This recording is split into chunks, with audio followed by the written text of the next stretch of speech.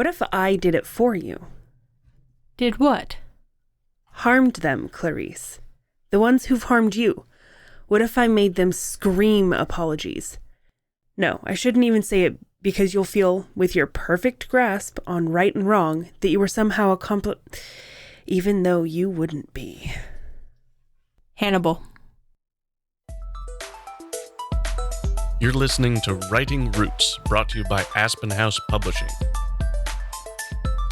Welcome to Writing Roots. I'm Lee Hull. And I'm Lee Esses. Welcome to our bonus episode. Today we are going to be diving into the mind of serial killers. More specifically, we're going to be talking about the Dark Triad. We have done an episode in the past about serial killers. I believe it was another October bonus episode. Yeah, it was October last year where I got to dive into some historical serial killers. Today's going to be a little bit different, but a great companion episode because today we're talking again about that psychology. What makes the mind of a serial killer tick? Before we really dive in, though, we are just a couple of days away from National Novel Writing Month. Don't forget about it. If you want, you can join our Nano group on the NaNoWriMo website. And of course, we are both active on our Writing Roots Discord server. We will be doing sprints for NaNoWriMo as often as possible. I'll try to run them in the mornings, and then Lee will try to run them in the afternoon, evenings. I've volunteered you for that. But there is always an opportunity to get your questions answered as quickly as possible in something specific to your story, because I will have Discord open pretty much all month long. Yeah, we'll have Discord open, and I'm until about 2/3 the way through the month. I will be up all night long, so no matter what your schedule, there's likely going to be one of us around to answer a question. Also, follow us on Facebook, follow us on Instagram. We will be posting prompts, we'll be posting ideas, anything to kind of help motivate you along, because the biggest, I think, difficulty with NaNoWriMo is losing motivation after about 1 week. You get 1 week, you're really good, you're on top of it, and then life happens and you start to fall away. Maybe you get stuck on a certain plot line. So follow us any of those places and we will do our best to help keep you motivated, keep that creativity well going. And I encourage you to follow us on NaNoWriMo as Lee Esses and Lee Hull, so you can help keep me accountable for my nano writing project as well. On top of Nano, November also means the month before December. No. Every December, we do our frequently asked questions. We get asked questions throughout the year, and we try to answer them in the context of whatever we are doing this series on. But some of them are a little bit of outliers in this way or that. So December becomes our frequently asked questions month. If you have a question, let us know. It could be something that we haven't answered yet. It could be something you want more information on. Hit us up on Discord, hit us up on social, send us an email, whatever you need. Send us that question or questions so we can try our best to get them answered in December. The sooner you send those in, the better. That way we have time to, if we need, research and plan it out and make sure that your questions get answered. On to today's episode. Woo! Let's get into this Dark Triad. It was a phrase coined by researchers Paulus and Williams in 2002, and the definition is that it refers to a trio of negative personality traits: narcissism, Machiavellianism, and psychopathy or psychopathy, all which share the same common malevolent features. Since 2002, other people have added other facets to the Dark Triad, so sometimes you'll see 4 or even 5 represented. But we're going with the original 3 that Paulus and Williams designed. These traits are most often found in serial killers, which brings us back to one of the reasons why we wanted to talk about it this time of year.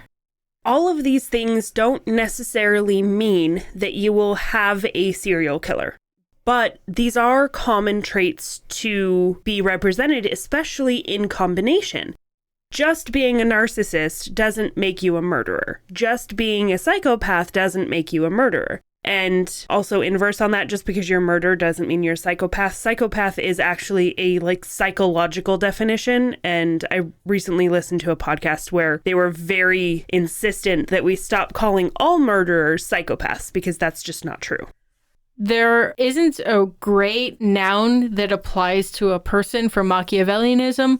Most of what I've seen have just referred to them as machs. So that's what we're going to be saying for the rest of this episode. That's MACH.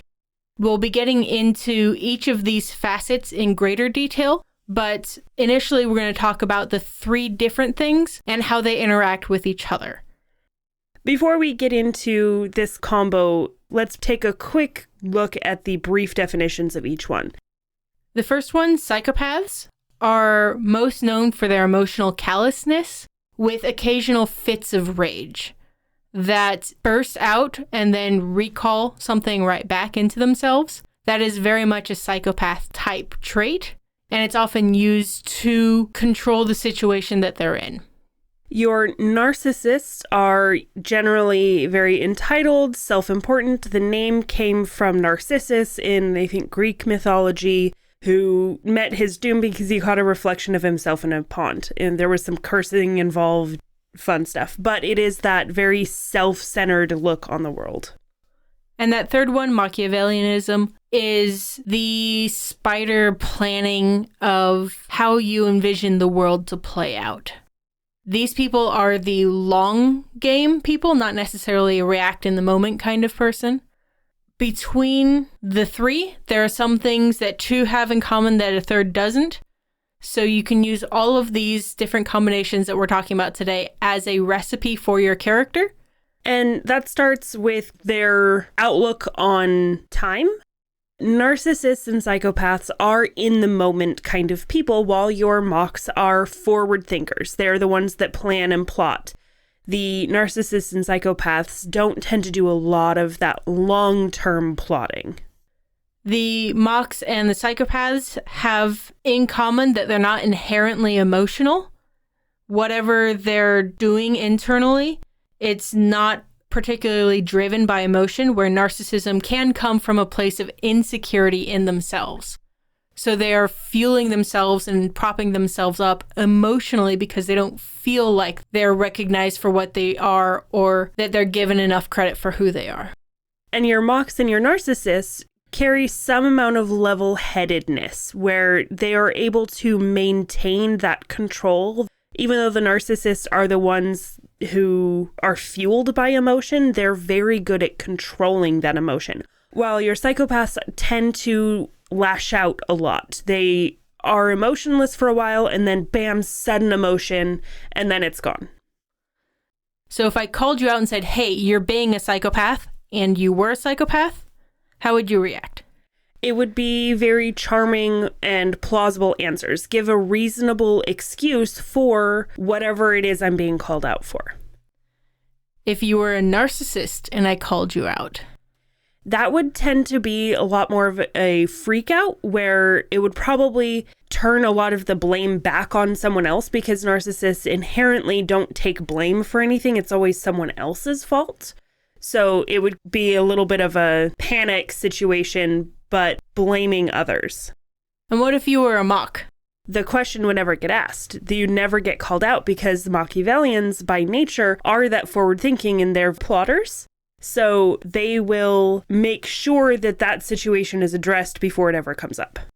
I gotta say, after I was doing the research for these 3, I feel like I qualify for 2 out of the 3. Let me guess, the one you're missing is narcissist. Yep. If you have a combination of these traits, you'll have a handful of things that come along with. 1, they're going to be pretty darn callous people. They're also going to be very manipulative, especially if you throw in that Machiavellianism. Yeah, I feel like the Machiavellianism with the narcissism is just controlling all kinds of people. It's a very puppeteering kind of self-serving type character.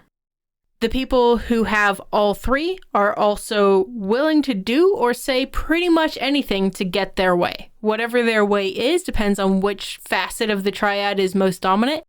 And along with that comes an inflated sense of self and a shamelessness about self-promotion, where, especially with the narcissism, they think they can do no wrong. They know they can do no wrong. So why not promote themselves? Why not put themselves above everybody else? And the psychopath, in combination with that, is disregarding everyone else's value in the relationship and only inflates themselves instead. A lot of the people who have this can be very impulsive, even if they have that Machiavellianism in them, because they, after the moment, think through the next couple of steps. They know how to get rid of the body. The impulsiveness comes down to the event itself, the drive toward being a villain. And that's why I think a lot of serial killers with this Dark Triad tend to have those very impulsive murders where they will just see somebody and say, I need to kill that person. And they get away with it because they have that ability that after they let themselves be impulsive, they can plan it out and make sure that they can't get caught. I watched a movie, I can't remember for the life of me what it was, but it was basically an experienced serial killer teaching an amateur serial killer how to do things. And they're driving in the freeway talking, and someone cuts them off, and the experienced one's like, how about that guy? They won't trace a link back to him. He clearly deserves it. We should kill that one. And then they go and do. The next thing that the people who share these traits will often have in common is that they will engage in dangerous behavior, sometimes committing crimes. Again, not everybody with the Dark Triad turns into a serial killer, but it does lend itself to committing crimes, to pushing the edge, because they do put themselves above society and often above society's laws. And right in with that zero regard for how their actions affect anybody else. Nobody else is as important as they are, and nobody else matters. So they are the only people that matter. There is zero empathy in these types of characters. Let's take a quick look at some very common examples in fiction of characters who represent and have traits of this Dark Triad. First off, a ton of George R.R. Martin characters have all three of these. We'll talk next month about why that doesn't reflect on Martin, but makes you wonder a little bit. A lot of the characters that we list for each of the individual traits are technically part of the Dark Triad, but they lean toward one of the traits more than the other, and that's why it pops up in that particular one. These ones that we're listing right now are a good balance between all three. The first one is the character of Amy from Gone Girl. You also have Alex in A Clockwork Orange. You have James Bond in Casino Royale especially. See, not all of them have to be bad guys. Ebenezer Scrooge, especially at the beginning of the novel, fits into this Dark Triad.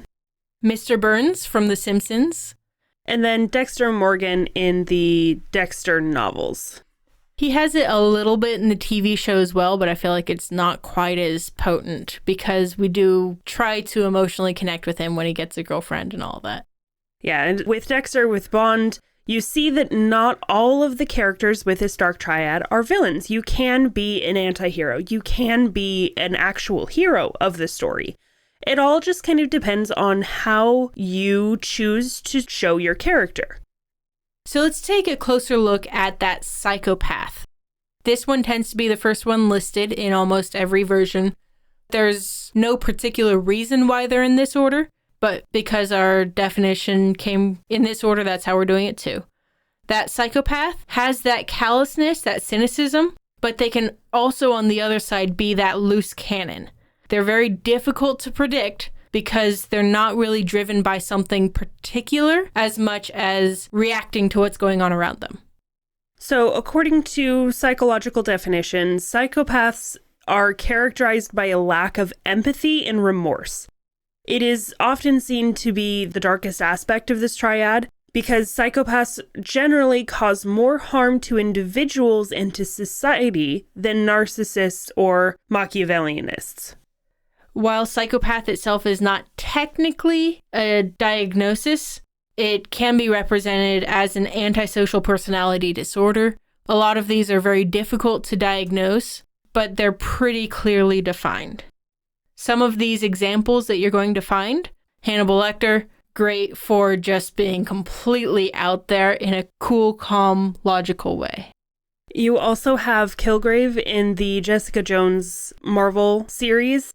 I actually couldn't finish watching that show because David Tennant did such a good job at playing a psychopath that it hurt my heart because I'm so used to seeing him as my favorite doctor. See, he was the only redeeming part of that show in my world. Yeah, that's the thing. He did so good at it, but, my doctor. Stephen King's Misery. The main character is an author who gets kidnapped by a rabid fan, and she forces him to finish his novel. I feel like I need one of these sometimes, but not Anne Wilkes specifically. She has especially that psychopathy embedded in making sure he writes the book the way she wants him to. Technically, Jay Gatsby from The Great Gatsby is a psychopath in this sense, but it doesn't come across as wanting to harm other people as most are defined as, but rather his is a very self-pitying and self-serving version. I'm also going to say Reacher. I might sound a little bit like a Reacher villain when I say that. Dude's a psychopath. He kind of is because of his emotional callousness toward most other people. There's a whole book where one character is trying to get him to open up about his brother's death, and he's just like, oh well, nothing I could have done about it. He's very callous, but has those fits of rage that come across as fantastic violence. Unfortunately, this word is often misused.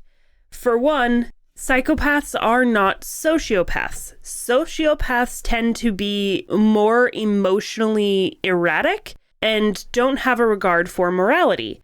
Psychopaths are calm, they're collected, they're controlled, except in those fits of rage. If your character can put on a face of charm, they're more likely to be a psychopath than a sociopath. The sociopath has a difficult time contextualizing any emotion. One of the things that psychopaths will also do to make sure that they are in complete control of a situation is they will have that explosion and then recognize it and quickly control it so that everyone else in the room is still reacting to this explosion and they look like the calm and controlled one and they can vilify everyone else who's being irrational and emotional. Other key traits that apply to the psychopath include being criminal. And again, this is often in combination with the other parts of the Dark Triad, but psychopaths put themselves above the law. They are callous towards the impacts of their actions towards other people, so they don't see that it is bad or immoral to take a life because that person annoyed them, so they deserve to die. Another thing you're going to see is a promiscuousness with the character, where they are pursuing the high that comes with having any emotion because they don't have emotions most of the time. And being promiscuous can trigger chemicals in your body that makes the character feel something, anything. And I think kind of going along with both of those is that they see people as not human. They see them as a means to an end. So they don't mind going out and using people to satisfy their needs because that's just what they're there for. My brother and I joke all the time that everyone is an NPC. They aren't actually people. We both, of course, know that it's not true, but it's a lot easier to get through life that way. And it drives his wife, my sister-in-law, absolutely batty. Like, no, they're humans. They have feelings too. Yeah, but it doesn't affect me, so they're just NPCs. Going along with that is that egocentric personality trait where it is all about them. Other people are there to serve them, and they have a very strong lack of guilt over anything that they do to those other people. They also tend to be very grandiose and make a big show about everything that's going on around them. So with that egocentric comes this showmanship of this is the type of thing that I need to do in order to get an emotion out of somebody else. And they lack empathy. And I think this is what connects all of these other traits together, is that inability to put themselves in someone else's shoes, to look through the viewpoint of someone else to see how actions would impact and how any of that would have a long-term effect. They just don't care enough.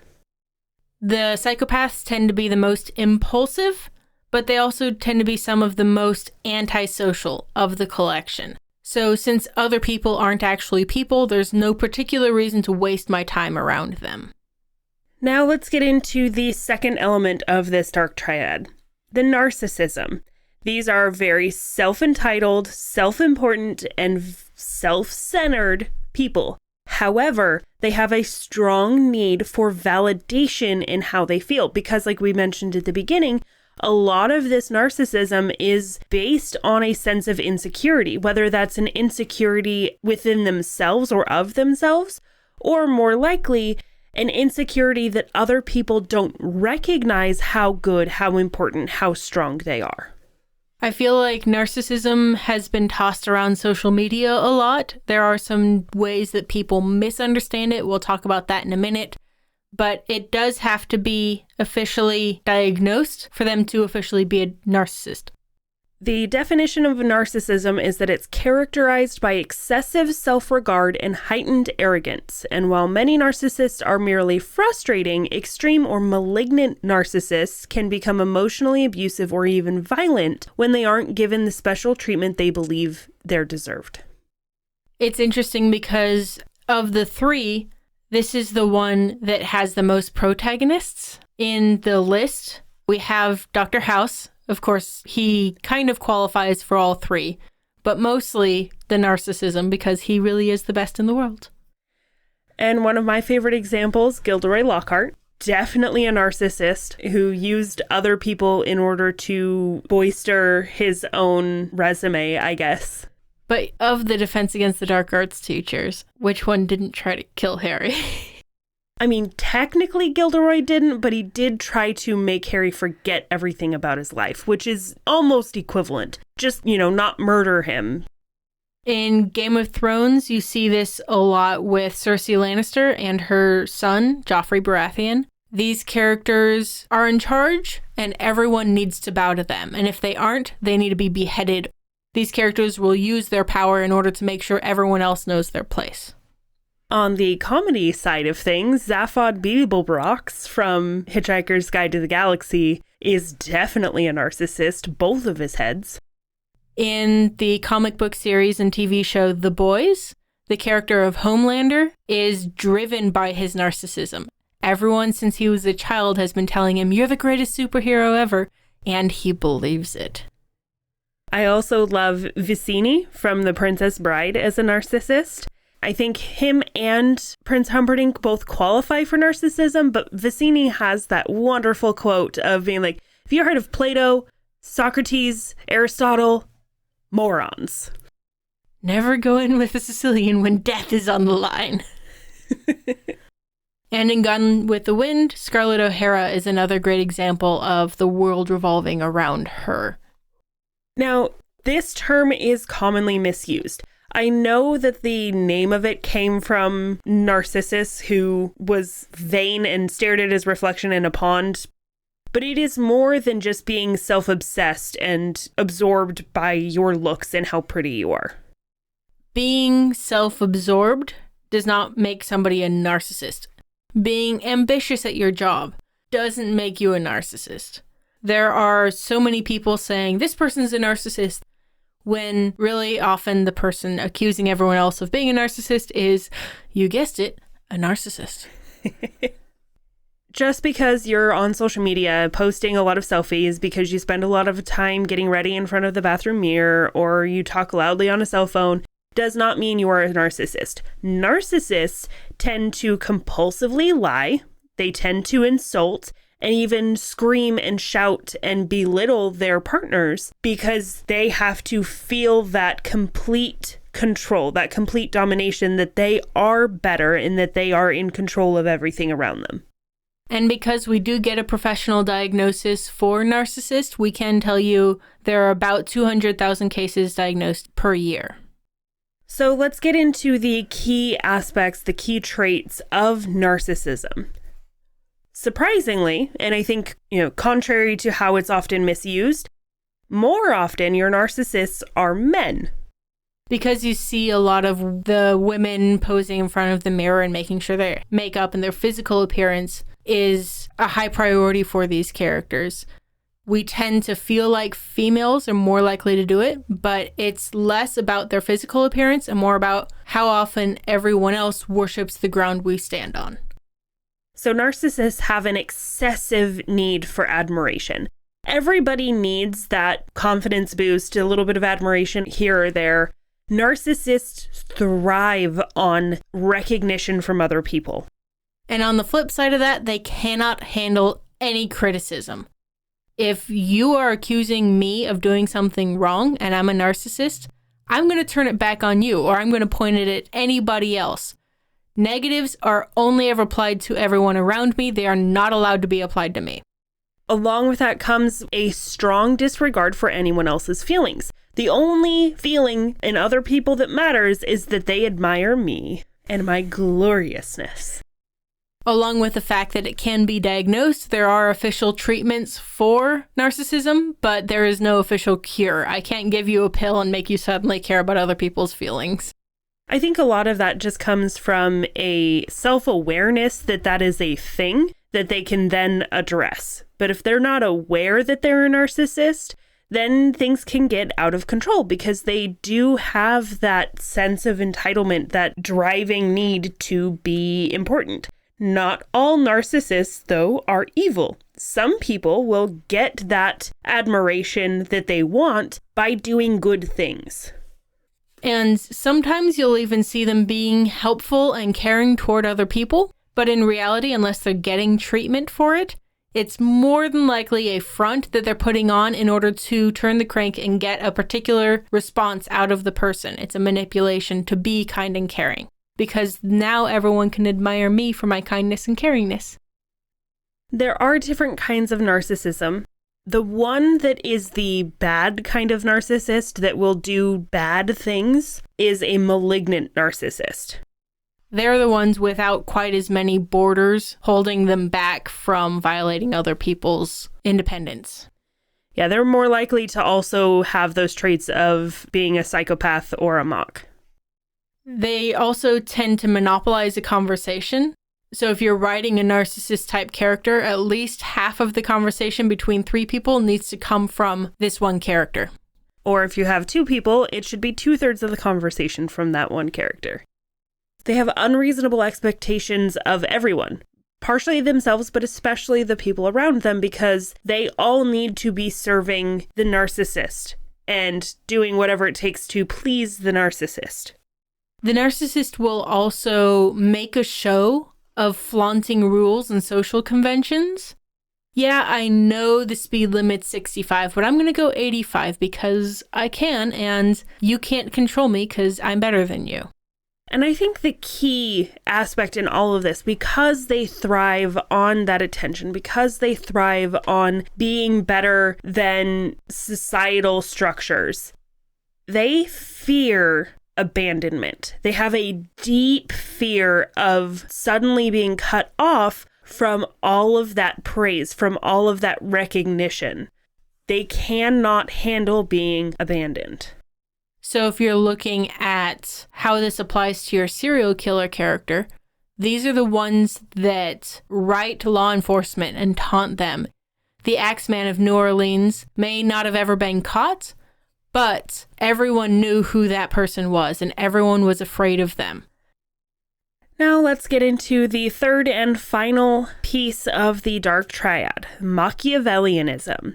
These are your particularly fun ones to write because they do have that puppeteering aspect to them. These characters tend to be hyper intelligent and very good at the chess and understanding the long game, whereas the other 2 are very short, immediate, and impulsive. Your Machiavellianism-driven characters will be driven to accumulate power in the long term more than anything immediate. So this is not a mental health diagnosis, but the definition is that it describes a manipulative individual who deceives and tricks others in order to achieve their goals. There are some evidence that suggests of the 3 dark traits in this triad, Machiavellianism is the most closely tied to high intelligence. We have struggled pronouncing this more than just this episode, but we can blame the 16th century writer Niccolo Machiavelli, because he was the one who first wrote it down, and this was kind of his political philosophy, was this string-pulling puppeteering. He was also, I believe, deeply interconnected with the Medici. If you need a research tangent, the Medici are great for that, especially when defining the political aspects of a villain. Mocks can be separated into basically 2 categories, your high mocks and your low mocks. The high mocks are more likely to include the entire triad, and they're the people who have accumulated powers successfully, whereas the low mocks tend to be less successful in that. They still want to pull all of the strings, but they literally have fewer strings to pull. So they don't have the ability to express their Machiavellianism as much as someone who is a high mock. So they're mocks on a small scale. One of the first examples, of course, is Sherlock Holmes and his counterpart Moriarty. Both of them are mocks. Back to Game of Thrones, both Lord Baelish / Littlefinger and Lord Varys / the Spider, both of them are high mocks and posed against each other. So you get to see 2 masterminds playing chess at the same time with the players in the political center of the world. One of my favorite examples is Iago. I'm not talking Aladdin Iago, I am talking Othello's Iago. Yeah, because of this particular fact, I got a less than stellar grade in English my senior year of high school. I was really bored in English. It was basically the same thing I've been learning since, 7th grade. So I cherry-picked evidence throughout the play to say that Iago's wife was the true Machiavellian mastermind, whereas Iago was her main puppet. My English teacher was not a fan. You didn't understand this play at all. No, I was just bored. Yeah. No, I did. I just didn't care. A little more commonly known would be Walter White from Breaking Bad. He has this long-term plan to have a whole bunch of money. And especially for a character who is defined by his limited amount of time, it's a very interesting progression from front to back. Scar in The Lion King is the Machiavellian, where he manipulates in order to gain control of the throne. And you can also say the uncle in Hamlet. And if you've ever seen the TV show House of Cards, Frank Underwood is a great example of giving just enough information to move all of the other people in the way he wants in order to accomplish his goals. Now, this term Machiavellianism is not very commonly misused, I think mostly because it's hard to use it in the first place. Yep. But it is very well known that it is this manipulative puppeteering aspect of things. And also, because it's not a psychological definition, it's not a diagnosis, it can kind of apply to a lot of different things. Is it funny to anyone else that the narcissist is the one that needs the validation of being an official diagnosis? I like it. Anyway. But there are common traits that go along with someone who is a mock. If they have a single target, often your protagonist, they won't destroy their life all at once. They will take it apart piece by piece. They're the ones who are likely to have a spy planted amidst the good guys and knows all of the weaknesses and the mother's maiden name of the hero so that he can pull this support away. So instead of taking a baseball bat to the Jenga tower, they're doing it little bit by little bit, taking their time because the joy is in the tearing pieces away. So I have recently been rewatching Buffy the Vampire Slayer. And in the, I think it's 2nd season where Angel loses his soul and becomes the bad vampire again, he is a mock because he focuses in on Buffy and manipulates everything around her to destroy her life, to make her guilty before he finally targets her specifically. Another trait, I'm sorry, pantsers, but another trait of these Machiavellian type villains is they will always be a couple of steps ahead of your main character. In the book that I'm reading currently, the main character gets hit by a blow dart so that he can bleed, so that the hunting dogs can follow him to wherever his refuge is. So he just goes, okay, that was a minor wound, and brushes it off, when actually it's a major key for the villain 7 steps down the road. Mocs are also less prone to fits of rage. They are very in control of their emotions because they are in control of the situation. Because they are steps ahead. That allows them that ability to adjust their plans. They often don't just think of one single line of planning, but they have a flow chart of a plan. If this happens, then we'll go this way. And if this happens, we'll go this way. And if this happens, then we'll continue on this line. So they have that ability to adapt and react to various situations that are out of their control because they've planned, and that keeps them from being enraged because their plan still works. In programming, you're going to see the term if, then, else. So if I invite him to the place, then he walks in through the door, I'm going to lock the door behind him. Else, if he doesn't walk in through the door, then I'm going to have the sniper hit him from this side. So that backup plan on backup plan on backup plan is how these characters work, and you can use the sniper later if you want to, as a villain. Obviously, as a storyteller, you have to choose what pieces you're introducing when, but as a villain, having 17 different backup plans for your backup plans makes it so you can be in complete control all the time. And that, I think, is really what gives them the puppet master title. Because even if they aren't actually controlling somebody, they are manipulating just enough around them to funnel them in the direction that they want. And there's this very clear idea that feeds in nicely with the other two that we've talked about, that people are tools. They aren't people, they don't have emotions, they aren't as important as me. People are just tools, they're expendable. So, if I really wanted to screw with you, I would convince your husband to do something, and then I would reinforce it from a completely different direction, and it would completely screw with you, using other people to play the game. I'm going to use my granddaughter to talk to this person because he's more likely to align himself with a poor innocent young girl. And in the mind of a mock, the person's value is determined by their usefulness to the mock, to their plan, to their plot. So we've been talking for quite a while about a lot of these different pieces and how you construct not just serial killers, but villains of all kinds. Consider having your villain be a psychopath and have that callousness and that secret joy in hurting other people. Consider having your villain be a narcissist, where everything orbits around them and nothing else matters. Consider having your villain be a mock, where they just get to puppeteer everything. Or combine those pieces and give them the full Dark Triad, because if you're enjoying your villain, and you understand your villain, then you can write selfishly. If you have a question or comment for our hosts or a topic you'd like us to cover, send us an email at writingroots@aspenhousepublishing.com or find us on Facebook by searching for Aspen House Publishing.